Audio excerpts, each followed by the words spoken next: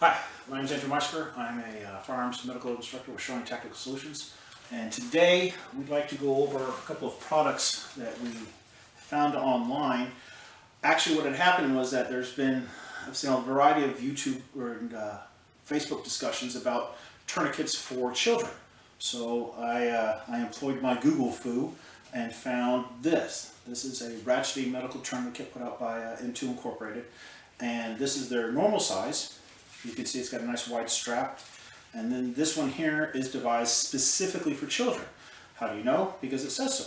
For less than 120 pounds or less than 55 kilos. It has a smaller strap. This is obviously non-tactical. This is nice bright yellow so people can see it. It's a good design. Ratcheting tourniquets have been around ever since the military has really started getting invested in tourniquets. They used to issue ratcheting tourniquets.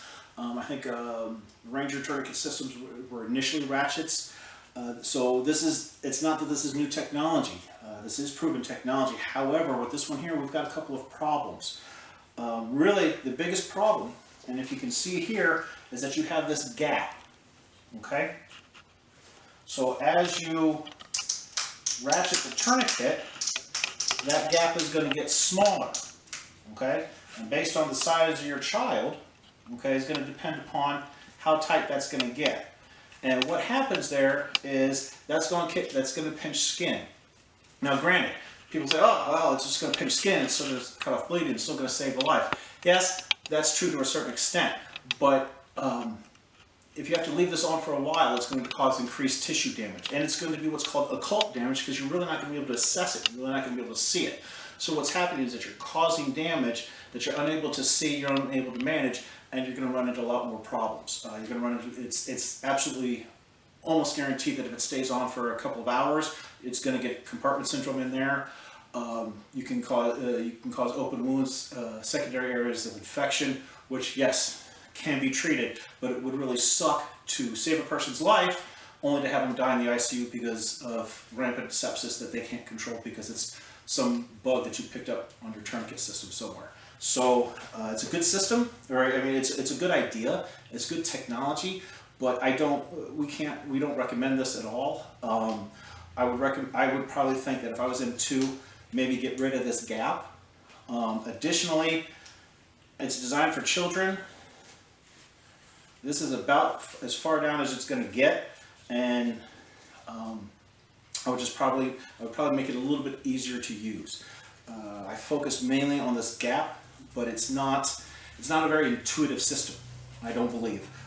You have to think too much to get it done, and I just don't feel that that's a very good system. I haven't seen a lot of these in use, but like I said, I was looking for pediatric tourniquets, and this is the first thing that popped up. So it's the first thing that popped up for me was, Google foo is not very good. I'm certain it's going to be the first thing that pops up for other people. I just wanted to kind of give my 2 cents that think twice about it. As a matter of fact, think about 4 or 5 times before you use it. Okay, they also have one for adults. Now, this one is a little bit better. Again, ratcheting tourniquet systems, it's not new technology. They're not reinventing the wheel.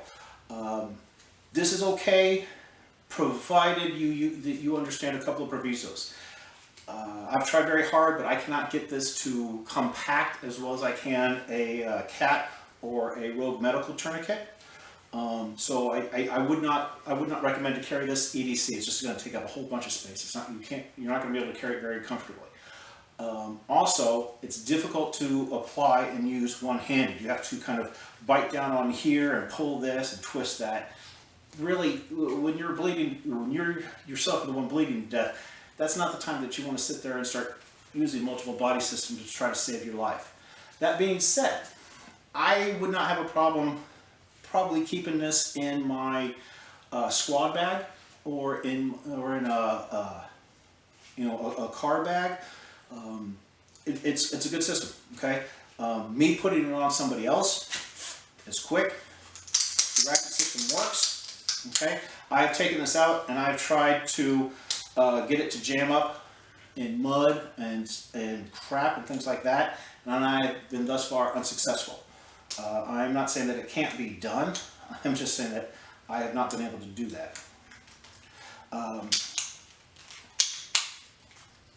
The unratcheting system, again, is fairly easy. You pull this little beige tab and the ratchets slide out.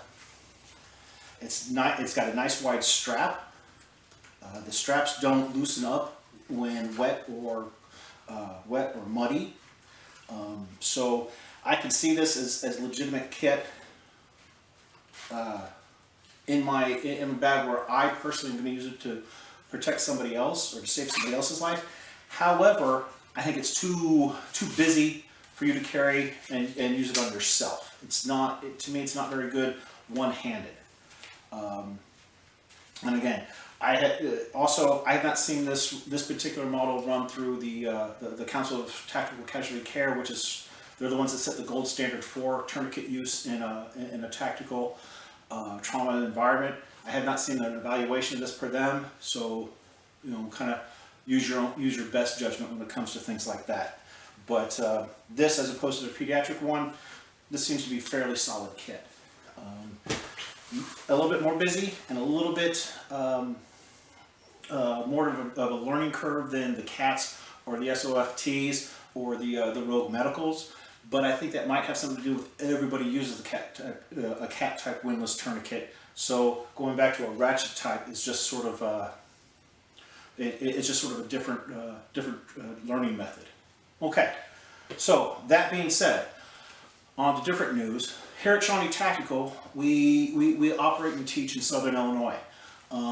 Southern Illinois is known for not just meth production, we're also known for the fact that we're broke.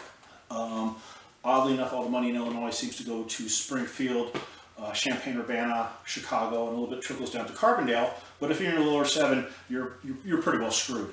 Okay, why that's important is that not just your EMS agencies are screwed, but your local law enforcement agencies are screwed. What I'm talking about is when it comes to trauma kits, IFACs, things like that. Officers have to are spending their own money so that to equip themselves with trauma kits if they have that kind of money. If the police agencies are broke and have little money for training and have little money for cops, you know that they have little money, period. And so it's not like these cops are bringing home buckets of cash. That being said, we've decided that that's just not acceptable. We don't agree with that. We don't want that to happen. We're not going to let that happen. So if you go to our Facebook page, you're going to find a link to a Stop the Bleed coalition. And what this is doing is we are raising money through this charity drive, and you can contribute $25, $50, or $100. And what our ultimate goal is to provide a trauma kit to every law enforcement officer in Southern Illinois. Right now, we're trying to raise enough money to provide 100 trauma kits to the most underserved regions in Southern Illinois, the most underserved agencies in Southern Illinois.